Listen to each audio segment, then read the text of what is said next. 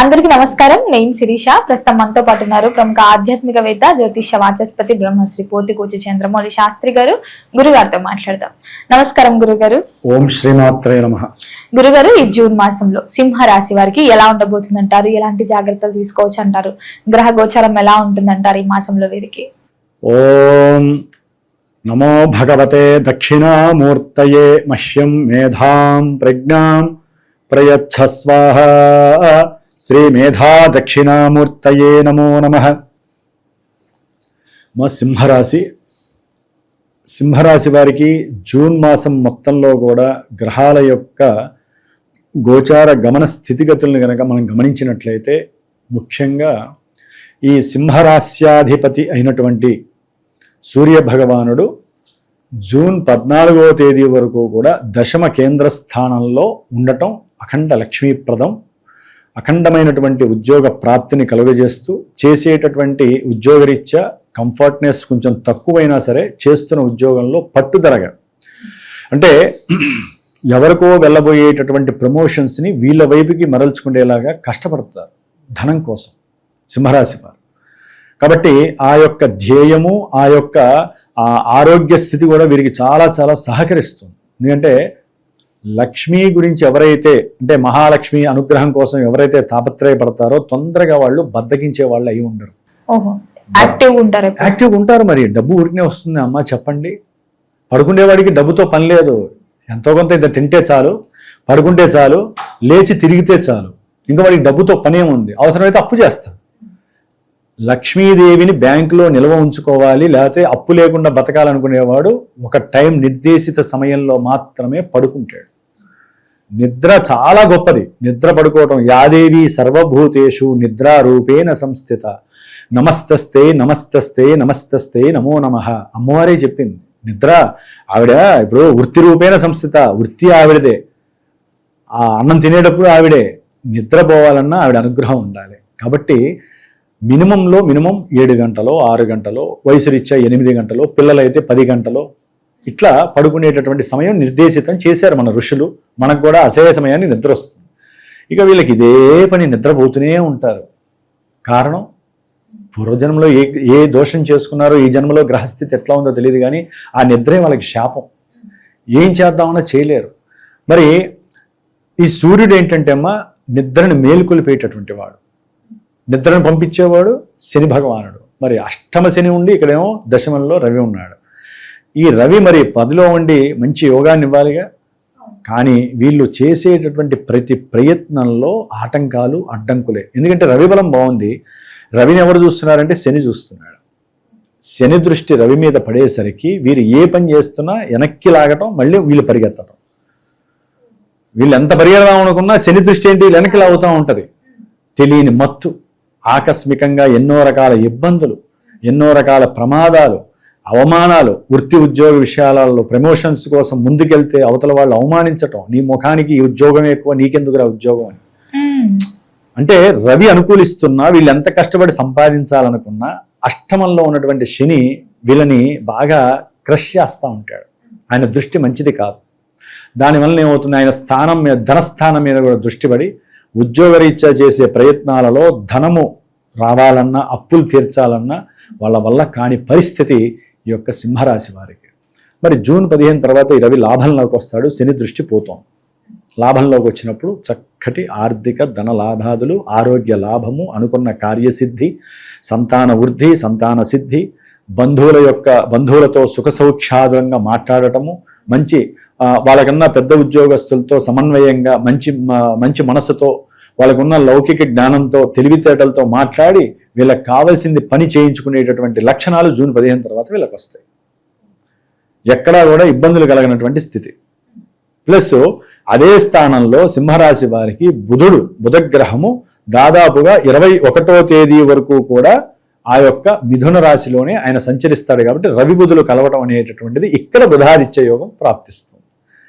దాదాపు 8 రోజులు 7 రోజులు బుధాదిత్య యోగం వీరిని కంటిన్యూగా కావాల్సిన పనులన్నీ అయిపోతూ ఉంటాయి, రావాల్సిన డబ్బులన్నీ వస్తాయి, ప్రమోషన్స్ వస్తాయి, అన్నీ జరుగుతూ ఉంటాయి. కాబట్టి హ్యాపీ. అప్పులు తీర్చడానికి కూడా మనకు కావాల్సినంత డబ్బు లభిస్తుంది ఈ సింహరాశి వారికి. కాబట్టి చక్కటి యోగము ప్రస్ఫుటం అవుతోంది. మరి శుక్ర భగవానుడు, ఈ శుక్రుడు దాదాపుగా 19వ తారీఖు జూన్ 19 వరకు కూడా మిథున రాశిలో ఉండి అఖండమైనటువంటి రాజయోగం. అంటే అనుకున్న ప్రతి సంకల్పంలో విజయము, ప్రయాణాల యందు కొత్త కొత్త వ్యక్తులతో పరిచయాలు, ఏదైనా ఒక స్త్రీ వలన ఉద్యోగరీత్యా కావచ్చు, వారు చేసే వ్యాపార రీత్యా కావచ్చు, వీళ్ళకున్న వ్యాపార పరంగా కావచ్చు, ఎవరైనా సరే స్త్రీ యొక్క మాట సహాయం కానీ, స్త్రీ యొక్క సహాయ సహకారాలు కానీ వీరికి వెన్నుదండుల్లా ఉండి అనుకున్న ప్రతి కార్యక్రమము లాభసిద్ధి కలగడానికి సింహరాశి వారికి శుక్ర భగవాను అనుగ్రహం. ఆల్రెడీ బుధుడు శుక్రుడు కలిసి ఉంటారు కదా, చక్కటి లాభం అమ్మ. ఏదైనా గృహ సంబంధిత, వాహన సంబంధిత ఏదైనా వస్తువులు, వెండి బంగారం వీళ్ళు కొన్న ఉంటాయి కదా, అవి అమ్మే అవకాశం రావటం, అవి అమ్మటం, ఏదో శుభకార్యార్థమై చెప్తే అది కూడా ఏ శుభకార్యం చేయడానికి వచ్చేసేసి ఆ అమ్మకాల్లో కూడా మంచి లాభం కలగటం. ఎప్పుడో 10 రూపాయలకు కొన్న వస్తువు బంగారం వెండో ఇప్పుడు ₹1,00,000 వస్తుంది. ఏమవుతుంది మరి? అద్దెకుండే ఇంట్లో కానీ, ఇంత ఇంట్లో కానీ పెద్ద ఇల్లు కొనుక్కోవటం, దానికి ధనం ఖర్చు పెట్టడం, చక్కటి విందు వినోదాలు, ఇవన్నీ సడన్గా అలా అలా జరిగిపోతాయి. ఎవరి వలన? గురుడు వలన.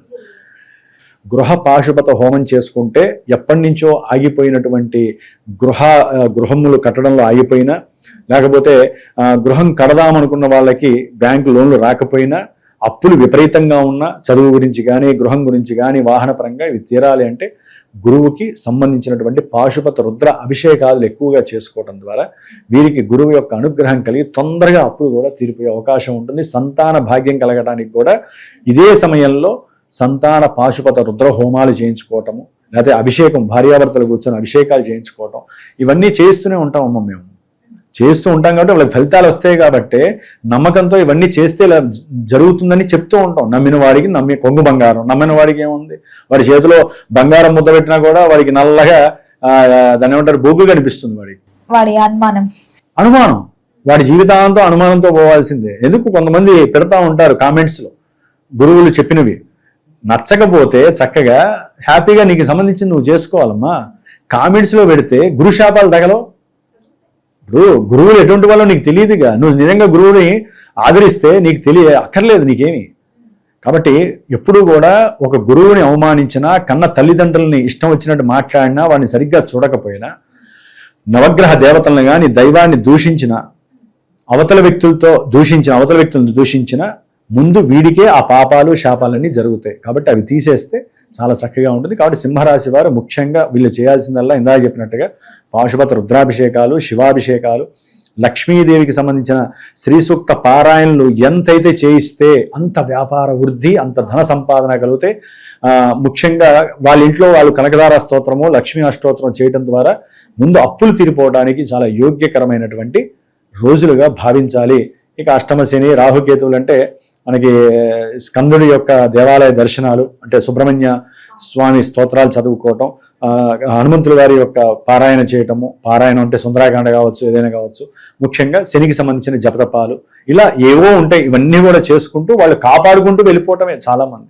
దానివల్ల వాళ్ళు అనుకున్న పనులు సిద్ధిస్తాయి. ఎందుకంటే జూన్ 2వ తారీఖు నుంచి గురుడు 12వ స్థానంలో ఉచ్చస్థితిలోకి వచ్చి శుభకార్యాల నిమిత్తం డబ్బులు ఖర్చు పెట్టి ఆకస్మికంగా ఎన్నో ఆనందాలని పొందేటటువంటి పరిస్థితిని ఇస్తున్నాడు. ఇదే గురుడు 12లో ఉండి అష్టమంలో ఉన్నటువంటి శని భగవానుని చూడడం ద్వారా ఒక్కోసారి కొంతమందికి సంతానపరమైనటువంటి స్త్రీలకి సంతాన గర్భవిచ్చిన దోషాలు కూడా కలిగే అవకాశాలు ఉంటాయి. జాగ్రత్త వహించాలి. గురుడు స్థానం మంచిది కాదు, ఉచ్చస్థితిలో ఉన్నాడు, కొన్నిటికి అది మంచిది. సంతానపరంగా ఆయన అక్కడ ఉండి శనిని కూడా చూస్తుండేసరికి 8లో ఉన్న శనిని యాక్టివేట్ అయిపోతాయి. ఇవన్నీ కూడా యాక్టివేట్ అయ్యి ఇబ్బందులు కలిగే అవకాశం ఉంటుంది. జాగ్రత్తగా ఉండాలి. సంతానానికి విద్య నిమిత్తమై విదేశాలకు పంపించేటటువంటి వాళ్ళు, లేకపోతే కొంతమంది చదువుకునేటటువంటి విద్యార్థులు సింహరాశి వాళ్ళు విదేశాలకు వెళ్ళి చదువుకోవాలనుకుంటే ఆర్థికపరమైనటువంటి నష్టాలు, ఆకస్మికంగా ప్రయాణాల్లో ఇబ్బందులు, ప్రయాణాలు చేద్దాం అనుకున్న టికెట్లు ఇదైపోయి వాళ్ళు ధన నష్టం కలగటం, ఇలాంటివి కూడా జరుగుతాయి. చాలా జాగ్రత్తగా ఉండాలి. లాభాలతో పాటు నష్టాలు కూడా జరుగుతాయి. అట్లాగే ముఖ్యంగా సింహరాశిలో ఉన్నటువంటి కేతువు, సప్తమంలో ఉన్నటువంటి రాహువు వలన భార్యాభర్తల మధ్య కాస్త కీచులాటలు, అనుకోని అవమానాలు, అనుమానాలు, కుటుంబంలో స్పర్ధలు, ప్రేమానురాగాల పట్ల ఆసక్తి తగ్గటము, సుఖ సంతోషకరమైనటువంటి విషయాలలో వీళ్ళు కాస్త నిర్లిప్తగా ఉండటము, ఉత్సాహం లేకుండా ఉండటము, ఇవన్నీ జరగటానికి రాహుకేతువులు. వ్యాపారంలో కొంచెం మోసాలు జరగటము, అనుకున్న లాభాలు రాకపోవటము, ఇవన్నీ ఏంటంటే వీళ్ళల్లో లేనిపోని ఇబ్బందులు అమ్మ. ఎందుకంటే రాహుకేతువులు లగ్నానికి సంబంధం ఉంటే ఏంటంటే దోషం అంటారు, సర్పదోషం అని కూడా అనవచ్చు. దానివల్ల కొంతమంది వివాహాలు చేసుకుందాం అనుకుంటే ఆకస్మికంగా అవి కోల్పోతారు, దగ్గర దాకా వచ్చి సంబంధాలు వెళ్ళిపోయే అవకాశాలు ఉంటాయి. ఇప్పుడు గురుబలం కూడా అంత యోగ్యకరంగా, కొంతమందికి సంతానానికి వివాహపరంగా యోగాలు కూడా కలిగే అవకాశం గురుడు ఇస్తాడు, శుక్రుడు కూడా ఇస్తాడు. కానీ రాహుకేతువుల వలన కొంచెం చెడిపోయే అవకాశం ఉంది. జన్మజాతకాన్ని వాళ్ళు చూపించుకొని జాగ్రత్తలు పడినట్లయితే, జాగ్రత్త పడితే అసలు ఈ సమయంలో వివాహం చేయొచ్చా, ఈ సమయంలో సంతాన భాగ్యం ఉందా లేదా, వ్యాపారం పెట్టచ్చా లేదా, ఇలాంటివి కూడా కనుక్కోవచ్చు. ఉద్యోగ వ్యవస్థల్లో ఎవరైనా దీన్ని మించి ఇంకా ఇబ్బందులు అట్లాగే ఉన్నాయండి, మాకేం నడవట్లేదంటే ఒక్కోసారి వాళ్ళకి దశే సరిగ్గా నడవదు. రవి మహర్దశ సరిగ్గా నడవకపోతే, జాతకంలో నడవకపోతే ఇక్కడ రవి లాభంలోకి వచ్చి ఉపయోగం ఉంది. కొంతమంది వ్యాపారంలో ఎప్పుడు నష్టాలే. మరి గురువు గారు మీరేమో సూపర్ అంటున్నారు అంటారు. ఇక్కడ సూపరే గోచారంలో, జాతకంలో మీ బుధుడు ఏ నీచలో ఉండటమో, ఏ శత్రుక్షేత్రంలో ఉండటమో సరిగ్గా లేడనుకోండి, అక్కడే సరిగ్గా లేని వాడు ఇక్కడే ఉంటాడు. కాబట్టి అక్కడ క్లోజ్ చేయాలి, ఆయనకి బలాన్ని ఇవ్వాలి, లేదా బలహీనుని చేయాలి. పాపగ్రహం అనుకో బలాన్ని తగ్గించేటట్టు చేయాలి. ఇట్లా ఎన్నో మల్టిపుల్ యాక్షన్స్ అనేవి మనకి రియాక్షన్స్ అవుతూ ఉంటాయి తల్లి. కాబట్టి మరి కుజగ్రహము ముఖ్యంగా ఈ సింహరాశి వారికి భాగ్యంలో కుజుడు మనకి దాదాపుగా జూన్ 20వ తేదీ వరకు కూడా ఆయన అటు ఇటుగా అక్కడే ఉంటాడు, 19వ తేదీ వరకు కూడా. కాబట్టి ప్రయాణాల యందు తండ్రి గారి యొక్క ఆరోగ్య రీత్యా కొంచెం జాగ్రత్త పడాలి. వారి యొక్క ఆరోగ్యం సహకరించకపోవడం వలన ఇబ్బందులు కలిగే అవకాశం ఉంటుంది. తర్వాత దశమ కేంద్ర స్థానంలోకి వచ్చి స్వయంకృతంగా వీరు కొంత ఆర్థికపరమైనటువంటి నష్టాలు కనిపిస్తే, ఉద్యోగం పోయినటువంటి వాళ్ళకి వేరే వాళ్ళకి వెళ్ళిపోతుంది అనుకునే లోపల వీళ్ళకి కొంతమందికి గట్టిగా సాహసిస్తే ఉద్యోగ అవకాశాలు కలుగుతాయి. ఏదైనా శని దృష్టి మళ్ళీ కుజుడి మీద పడుతుంది కాబట్టి కుజుడు ఎంత ప్రయత్నం చేసినా, వీరు ఎంత సాహసించినా ఒక్కోసారి ఆ శని దృష్టి పడినటువంటి కుజుడికి ఏమవుతుందంటే శనిచ్చే ఫలితాలకి వెళ్ళిపోతూ ఉంటాడు. ఆయన ముందుకెళ్తూ ఉంటే వెనక్కి వస్తూ ఉంటాడు. కాబట్టి ఎంత గట్టిగా ప్రయత్నం చేసినా జరక్కపోయే అవకాశాలు ఉంటాయి. విద్యావంతులకైతే కనుక విద్యలో పూర్తిగా వెనకబడిపోయే అవకాశము, అనుకున్న విద్యలందు రాణించకపోవటము, ఈ కుజగ్రహం కూడా బాలేదు. కాబట్టి ఏదైనా సరే శుభకార్యాలు ఆచరించేటప్పుడు మీకు ఇబ్బందులు కలుగుతున్నా సరే తప్పకుండా గుర్తుంచుకోవాల్సిన విషయం, సరైనటువంటి గురువర్యుల్ని కలవటం, మీ జాతక చక్రాన్ని సంవత్సరానికో 6 నెలలకో చక్కగా చూపించుకోవటం. కొంతమంది పిల్లలకి బాలారిష్ట దోషాలు ఉంటాయమ్మ. ఈ గ్రహస్థితుల్లో ఏదైనా లోపాలు వచ్చినప్పుడు కొంతమందికి అనారోగ్య సమస్యలు వస్తాయి. పిల్లలకి 12 సంవత్సరాల వరకు కూడా సమస్యలు వస్తూ ఉంటాయి. వాళ్ళకి కర్మదోషాలు అంటారు, బాలారిష్ట దోషాలు. కాబట్టి కంపల్సరీ పిల్లలకైనా సరే చూపించాలి, ఆరోగ్యం కోసం, అదే ఆయుష్ కోసం. కొంతమంది మాటలు రావు, 7 ఏళ్ళైనా మాటలు రావు, 8 ఏళ్ళైనా మాటలు రావు. జాతకంలో ఎక్కడో దోషాలు ఉంటాయి, నత్తి వస్తుంది, సరిగ్గా మాట్లాడలేరు పాపం. అది కూడా జాతకంలో చూపించక ఏమవుతుంది, అది కాస్త పెరిగి పెరిగి పెరిగి పెద్దయ్యాక కూడా పాపం అదే సమస్య. కాబట్టి కాస్త చూపిస్తే ఏంటంటమ్మా, నేను అనేది ఏంటంటే వీళ్ళు పూర్వజన్మలో చేసుకున్నటువంటి కర్మ దోషాలని ఒక్కోసారి ఎన్ని హోమాలు పూజలు చేసినా కొన్ని తప్పించలేము, కానీ కొంత ఊరట లభిస్తుంది. కొంతవరకన్నా మానవ ప్రయత్నం చేయాలిగా.